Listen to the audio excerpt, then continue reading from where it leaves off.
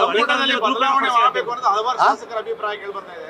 ಸಂಪುಟದಲ್ಲಿ ಬದಲಾವಣೆ ಆಗಬೇಕು ಅಂತ ಹೇಳಿ ಹಲವಾರು ಶಾಸಕರ ಅಭಿಪ್ರಾಯ. ಈಗ ಅವ್ರ ಅಭಿಪ್ರಾಯ ಹೇಳ್ಬೋದು. ನಮ್ಮ ಪಕ್ಷ ಹೈಕಮಾಂಡ್ ಪಕ್ಷ, ತೀರ್ಮಾನ ಯಾರು ಮಾಡಬೇಕು? ಹೈಕಮಾಂಡ್ ಮಾಡಬೇಕಾಗಿರೋದು. ಈಗ ಹೈಕಮಾಂಡ್ ತೀರ್ಮಾನ ತಗೊಂಡು ಈಗ ಅವ್ರಿಗೆ ಗೆರೆ ಹಾಕಿದ್ ನಾವು ಯಾರು ಗೆರೆ ದಾಟಲ್ಲ.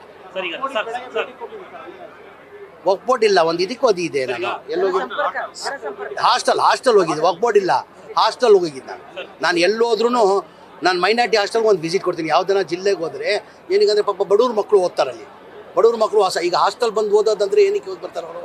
ಅವ್ರು ಶ್ರೀಮಂತರು ಅನುಕೂಲ ಆಗಿದ್ರೆ ಯಾರೂ ಬರಲ್ಲ ಹಾಸ್ಟೆಲ್ಗಳಿಗೆ. SC ST ಇರಲಿ, ಯಾವುದನ್ನ ಇರಲಿ, ಮೈನಾರಿಟಿ ಇರಲಿ, SC ST ಇರಲಿ, ಯಾವುದನ್ನ ಇರಲಿ, ನಾನು ಯಾವ ಜಿಲ್ಲೆಗೆ ಹೋದ್ರೂ ಒಂದು ಹಾಸ್ಟೆಲ್ ಕಟ್ಟಿಸಿ ವಿಸಿಟ್ ಕೊಡ್ತೀನಿ ನಾನು.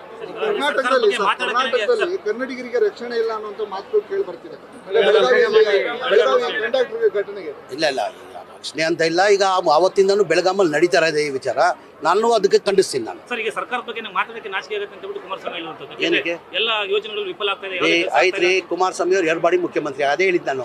ಈಗ ಮನೆ ಸಿದ್ದರಾಮಯ್ಯ ಅವರು ಈಗ ಇಷ್ಟು ಗ್ಯಾರಂಟಿದಲ್ಲಿ 55ರಿಂದ 60,000 ಕೋಟಿ ಆಗ್ತದೆ ಈ ಗ್ಯಾರಂಟಿಗಳು ಕೊಡಬೇಕಾದ್ರೆ.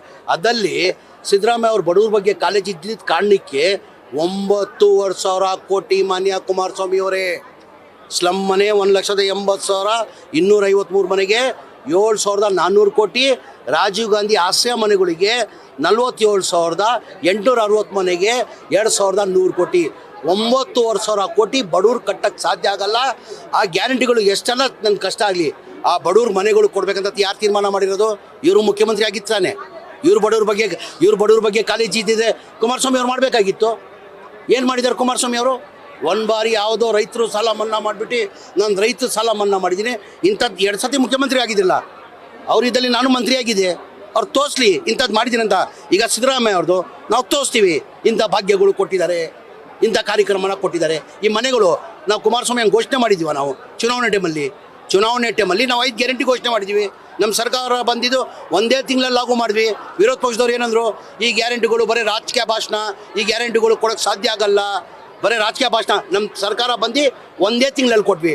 ಈ ಮನೆಗಳು ಕೊಡ್ತೀವಿ, ಫ್ರೀ ಕೊಡ್ತೀವಿ ಅಂತ ಹೇಳ್ಬಿಟ್ಟು 9,500 ಕೋಟಿ ನಾವು ಚುನಾವಣೆ ಟೈಮಲ್ಲಿ, ಪ್ರಚಾರ ಟೈಮಲ್ಲಿ ನಾವು ಘೋಷಣೆ ಮಾಡಿರಲಿಲ್ಲ. ಬಡವ್ರ ಬಗ್ಗೆ ಕಾಲೇಜ್ ಇದ್ದಿದ್ದ ಕಾರಣಕ್ಕೆ ನಾವು ಬಡವ್ರು ತೊಂದರೆದಲ್ಲಿದ್ದಾರೆ, ಕಷ್ಟದಲ್ಲಿದ್ದಾರೆ ಅಂತ ಕೊಟ್ಟಿರೋದು ನಾವು. ಈ ಕುಮಾರಸ್ವಾಮಿ ಅವ್ರು ರಾಜಕೀಯ ಮಾಡಂಗೆ ನಾವು ಕಾಂಗ್ರೆಸ್ ಅವ್ರು ಮಾಡಲ್ಲ. ನ್ಯೂಸ್ ಫಸ್ಟ್, ನಿರ್ಭೀತಿಯಿಂದ ನಿಮ್ಮ ಪರವಾಗಿ.